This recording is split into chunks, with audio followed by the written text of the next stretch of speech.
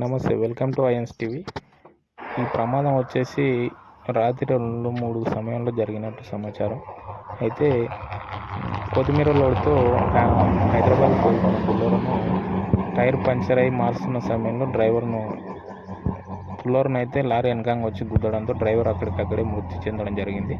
ఒక వ్యక్తికి కాలు అనేది ఇరగడం జరిగింది. అయితే గుద్దిన లారీ వచ్చేసి ఇక్కడ ఉంది. ఇది కొత్తిమీర బాక్సులు వచ్చేసి చిన్న చెదురైపోయింది మొత్తం. అయితే బుల్లెరో పాసింగ్ వచ్చేసి కర్ణాటక పాసింగ్ ఉంది. లారీ వచ్చేసి తమిళనాడు పాసింగ్ లారీ.